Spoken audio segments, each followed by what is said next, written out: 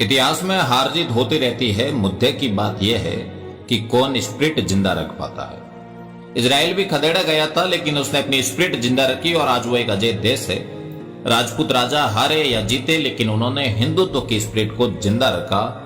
इससे बढ़कर किसी का क्या अवदान हो सकता है आगामी पीढ़ियों के लिए। कासिम के आगमन से लेकर तराइन के दूसरे युद्ध तक पूरे भारत पर होने वाले आक्रमणों को यही राजपूत योद्धा रोकते रहे। यही राजस्थान ढाल बनकर खड़ा था, जिसका आप बात बात पर उपास उड़ाते नहीं थकते। या तो आप कहिए कि राजा अपने राज्यों के लिए लड़ रहे थे, फिर आप ये नहीं कह सकते कि उन्होंने किसका साथ दिया और क्यों दिया। या आप कहिए कि हर एक राजा जितना भी उसके लिए शाक्य था, हिंदुत्व की स्पिरिट को संरक्षित करने का काम कर रहा था। आपके लिए यह कहना आसान है कि फला युद्ध हार गए, फला ने साथ नहीं दिया, भले ही आपको तत्कालीन स्थितियों का भान न हो। क्या आप जानते हैं कि इन राजपूत राजाओं के सामने एकमात्र चुनौती मल्ले शत्रु ही नहीं थे, उन्हें अकाल से भी लड़ना पड़ता था।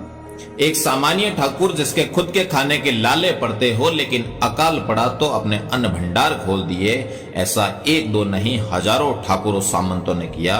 ये आप ख्यातों में पढ़ सकते हैं। सबसे पहले आपको अपनी लाइन क्लियर करनी पड़ेगी। यदि आप ऐसे राजा की वंदना करते हैं जिसने मंदिर बनवाए, फिर आप मानसिंह की भी प्रशंसा कीजिए।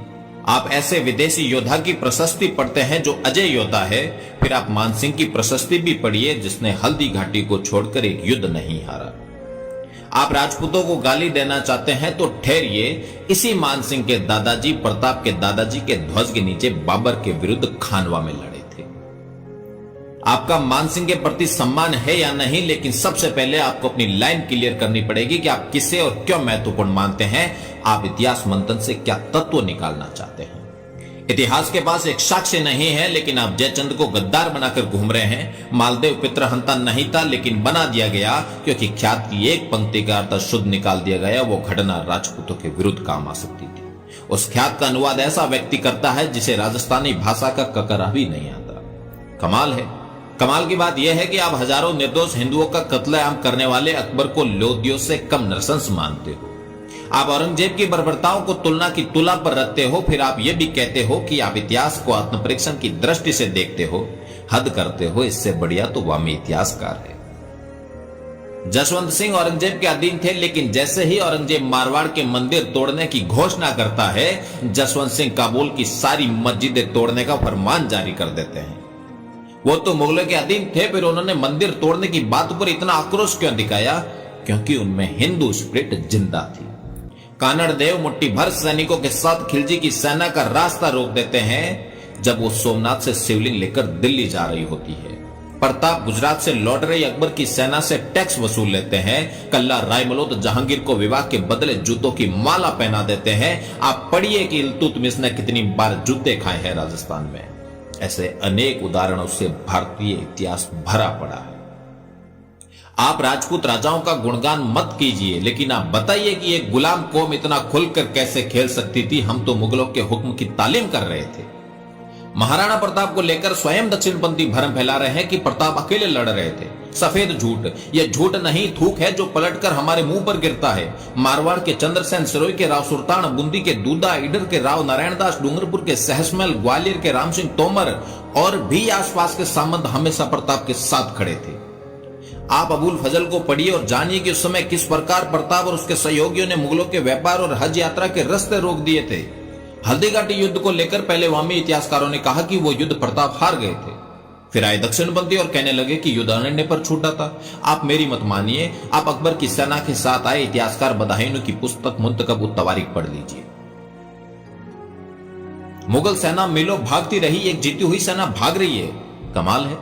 गोकुंदा के पास मुगल सेना रात रुकी तो आसपास के जंगल जलाए ताकि प्रताप की सेना पीछा न कर पाए। जीती हुई सेना में इतना खौफ। अकबर के युद्ध के पश्चात आसफ खान और मानसिंह को दरबार में आने से मना कर दिया। विजयी सेनापतियों को ऐसा उपहार। हल्दी घाटी का युद्ध जून में हुआ। उसी साल अक्टूबर में अकबर पुनः चित्तौड़ पर आक्रमण कर देता है, अर्थात अपने द्वारा जीते हुए राज्य पर युद्ध। कमाल। आप ओडा और मुंडेर के ताम्र पत्र पढ़िए, उनमें उल्लेख है कि प्रताप ने हल्दी घाटी के आसपास की जमीनें दान में दे दी, मतलब अकबर की जमीन दान में दे दी। अब आप बताइए, आप स्टैंड लेने को तैयार है कि हल्दी घाटी का युद्ध प्रताप जीत चुके थे? क्यों? आत्मलोचन के क्रम में ऐसा स्टैंड नहीं लेना चाहिए। अमर सिंह कायर थे जबकि दिवेर जीत जाते हैं।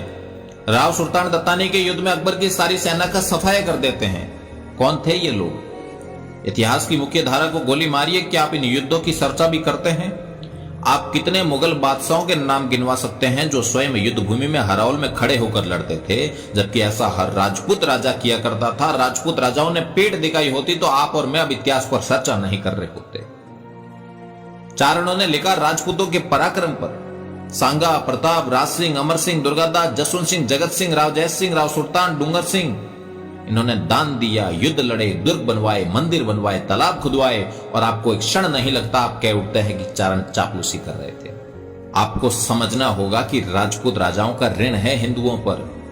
राजस्थान का तो नाम लेने से पहले 2 बार अपने हाथों से कानों को स्पर्श कर लेना चाहिए। हिंदू स्पिरिट को इन राजाओं ने जिंदा रखा। आप अपना आत्मलोचन अपने पास रखिए, क्योंकि उसकी दृष्टि भी आत्मविस्मृति से भरपूर है। और यदि आप हार जीत के पलड़े में रखकर इतिहास देखने के पक्षपाती है तो राजपूत राजाओं का आप सरासर अपमान कर रहे हैं।